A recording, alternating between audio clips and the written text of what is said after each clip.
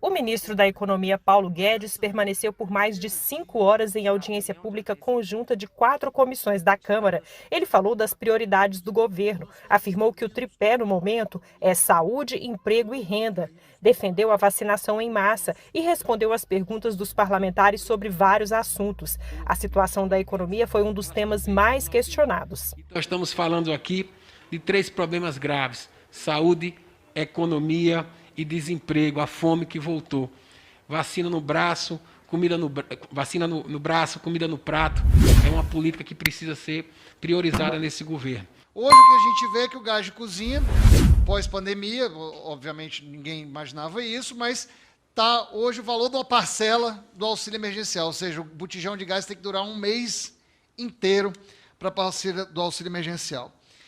Eu acho, ministro, se eu tivesse hoje gerindo o Brasil, eu teria colocado o auxílio emergencial mantido os 600. Eu não entendi ainda qual foi a decisão do Bolsonaro de baixar o auxílio emergencial, sendo que foi o valor que salvou a economia no ano passado. Eu gostaria de saber o que está sendo feito nesse sentido hoje. Você chega no supermercado, o poder, se há algum pacote, alguma medida sendo tomada nesse sentido, o custo dos produtos mesmo, né, de consumo diário, arroz, o feijão, a carne, duplicaram, triplicaram, porque além do impacto na saúde, eu acredito que hoje os brasileiros têm sentido também esse impacto financeiro no seu bolso, no seu poder de compra e principalmente das famílias mais humildes. Uma coisa é o preço da comida subiu, de repente, agora, porque subiu no mercado internacional. Mas aí tem um Banco Central independente do outro lado que não vai deixar isso virar inflação.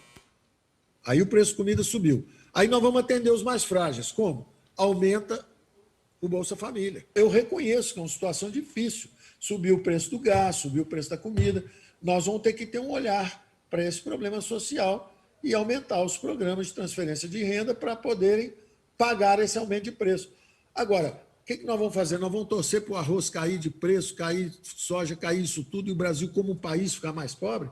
No próprio período do governo Lula, houve um boom de commodities e o Brasil ficou mais rico mesmo. O Brasil teve 6, 7, 8 anos, com os preços das commodities lá em cima, o dólar veio a 1,20, 1,30, 1,40, e estava todo mundo realmente numa situação que o comércio internacional enriqueceu o Brasil e foi bom para todo mundo. Então, agora, o fato dos preços estarem subindo, os preços internacionais, tem um lado ruim, a curto prazo, que atinge todo mundo, mas o país como um todo está ficando melhor, porque ele é produtor disso. Sobre o valor do auxílio emergencial, o ministro Paulo Guedes afirmou que não seria mais possível mantê-lo em R$ 600. Ele lembrou que existe uma diferença entre um programa emergencial e outros, como o Bolsa Família, que faz a transferência de renda de forma prolongada. Transferindo renda, aquilo estimula a economia, empurra a economia. Agora, aquilo tem que ser feito com bases de financiamento sustentáveis. Por que o próprio PT, que teve no governo tanto tempo, não botou o Bolsa Família de R$ 600? Por que era 170?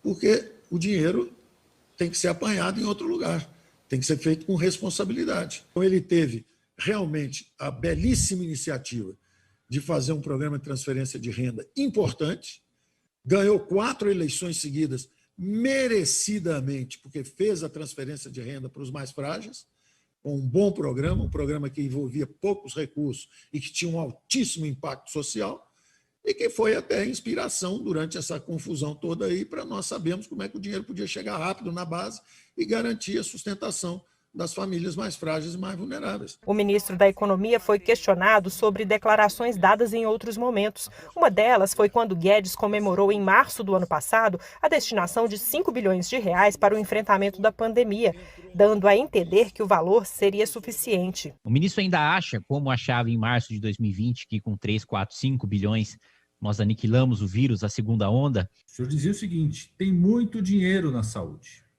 Com 3, 4, 5 bilhões, a gente consegue Covid-19 e tem muito dinheiro na saúde. Então, ali, de certa forma, ou o governo estava mal assessorado pelo Ministério da Saúde, ou também o senhor reafirma uma certa visão de achar que tem muito dinheiro na saúde. Aliás, o senhor já falou isso em outros momentos. Paulo Guedes respondeu que não faltou dinheiro para a área da saúde. Segundo o ministro, o governo federal gastou o equivalente a 8,5% do PIB no ano passado para combater a pandemia.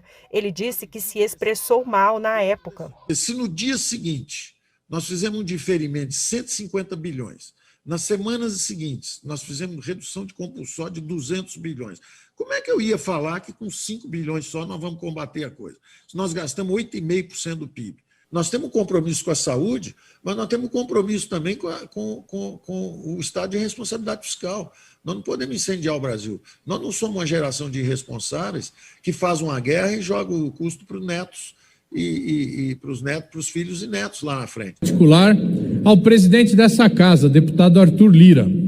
Está hoje aqui na Câmara dos Deputados uma delegação de sindicalistas que vieram a Brasília representando as centrais sindicais para exatamente reivindicar a votação da medida provisória que trata do auxílio emergencial.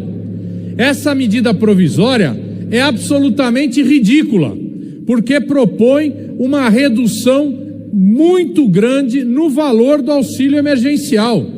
E olhem só, senhores deputados e deputadas, o lucro dos bancos aumentou 42% no primeiro trimestre desse ano em relação ao primeiro trimestre do ano passado.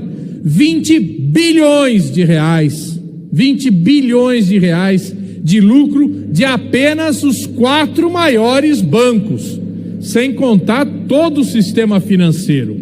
Enquanto isso, segundo um estudo da Faculdade de Economia da USP, 61 milhões de brasileiros estão na pobreza, o que representa quase 30% da população, e um aumento de 42% em relação ao ano passado.